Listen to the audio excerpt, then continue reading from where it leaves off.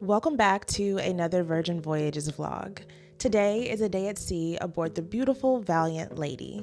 We started our morning with brunch at the Wake, which is Virgin's upscale steakhouse.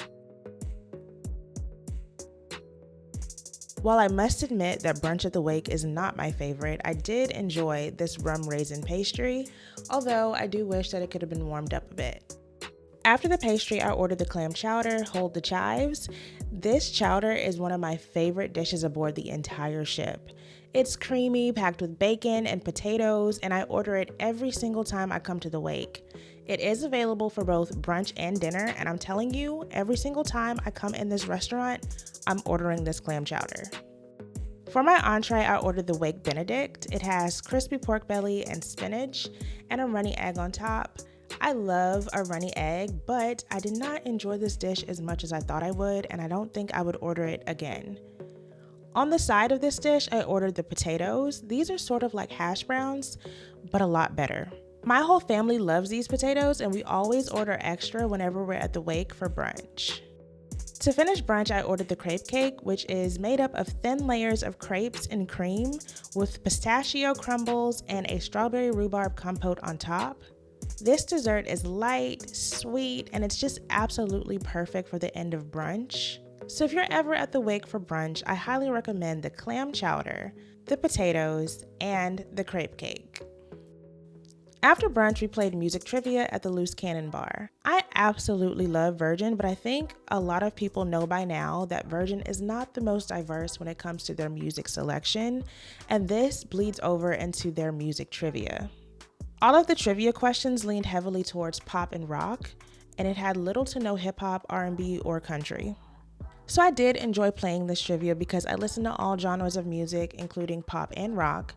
But the people that I was with and some other people around us, you could tell that they felt pretty left out because it wasn't as inclusive as I think musical trivia should be. So that's just something that I wish Virgin would work on, their musical diversity. I have seen some other vlogs where it seems to be getting better, but I'm not sure about the trivia and the games that they play. Number 3, Paul David Hewson. Okay. Anybody? No. Bono. Bono is your answer for number 3, Paul David Hewson.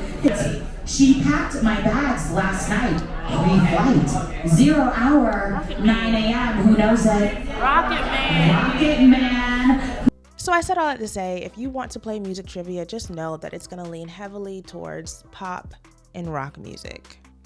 All right, just finished trivia. I did okay. If it was like a grading scale, like if I was in high school, I definitely passed with like a D, but I still passed. But yeah, I had to carry my whole team. Nobody knows trivia like I do, but I still did pretty bad. Anyways, we're getting ready to go to a comedy show. Now we're getting ready to go to a comedy show. I've never done a comedy show on Virgin, so this should be interesting. We'll see. After trivia, we caught a comedy show, and the comedian's name was Alvin Williams. This was fantastic. He was funny, and he spoke about current topics such as the Kendrick versus Drake beef, which was very relevant during the time of filming this vlog. He also made a few political jokes without going too far. I have been in different spaces where comedians make jokes about this topic, and it gets uncomfortable very fast, but he did a perfect job with this topic. It's also very clear that these jokes were newly written or like a fresh set of jokes. I have been on several cruises and seen comedians where it feels like their jokes are from over a decade ago. They're very dated and not very funny at all or not relevant at all. So out of respect for the comedian, I'm not going to be sharing jokes from his set, but here is an authentic moment where someone in the audience fell asleep during a Bill Cosby joke. I feel like I can share this because it's not scripted or a part of his set. It's pretty authentic, so I don't think it'll be repeated on future sailings. So enjoy this clip. Here's what I said.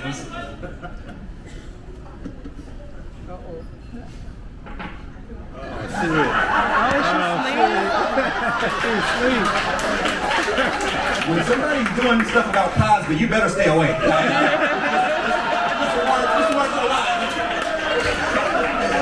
Shit was like hypnosis. I said Cosby, she was out.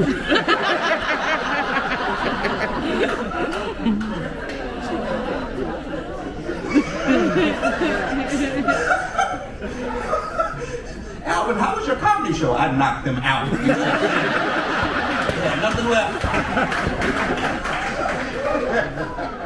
All right, so just finished the stand-up show. It was actually really funny.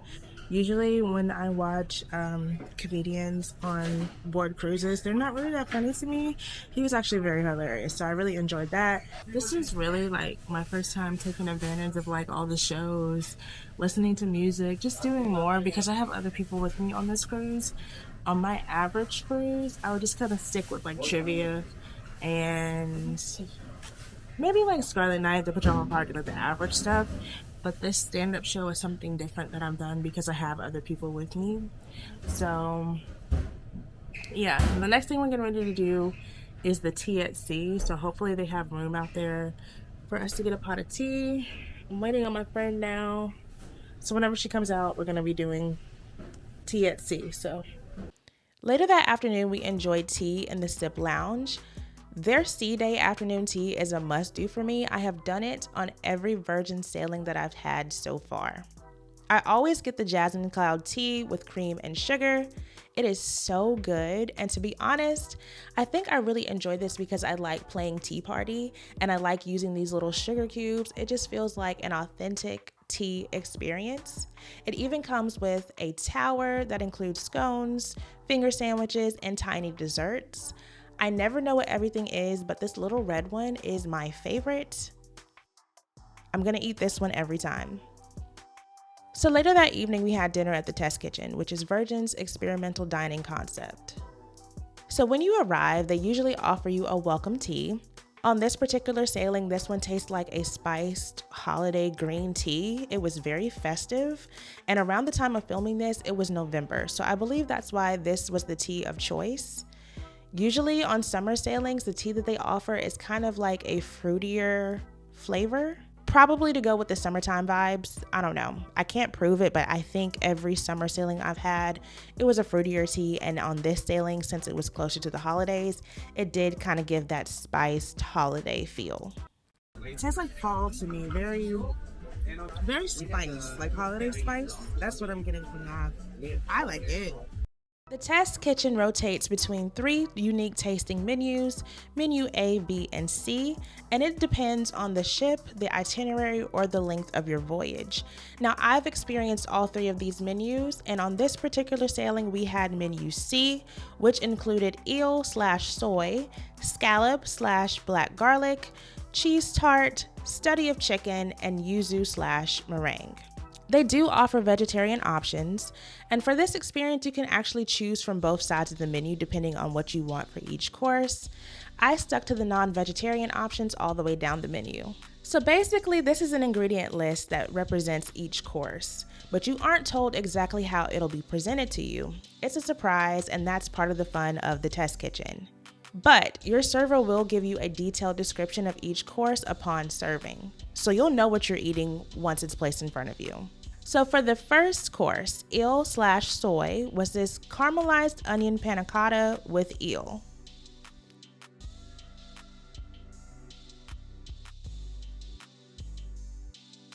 The next course was scallop/black garlic. We had smoked sea scallops with black garlic puree and pickled cucumbers. So the next course was a cheese tart, which is a rich mix of brie, goat, and blue cheeses, served with a savory caramelized onion roll. And this onion roll reminded me of a cinnamon roll, but instead of cinnamon in the spirals, it was caramelized onions. And this was actually one of the better things I had this evening. It was so good. So the next course is called the study of chicken, and it was called that because it had different cuts of chicken, including breast, thigh, and crispy skin. It was paired with an asparagus mashed potato, and I remember this one being so-so.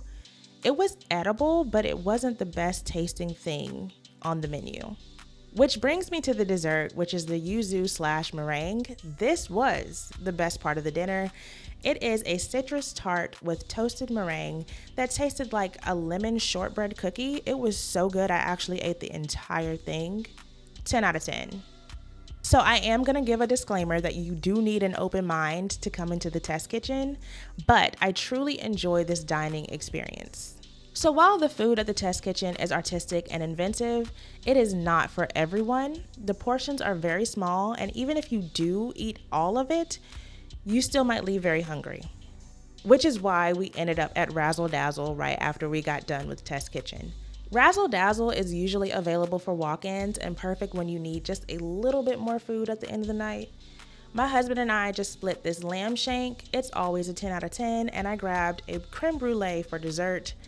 I was stuffed at this point, but I just had to get one last bite in. So that wraps up our day at sea on Virgin Voyages Valiant Lady. I hope you enjoyed coming along with me, and I'll see you guys in the next video.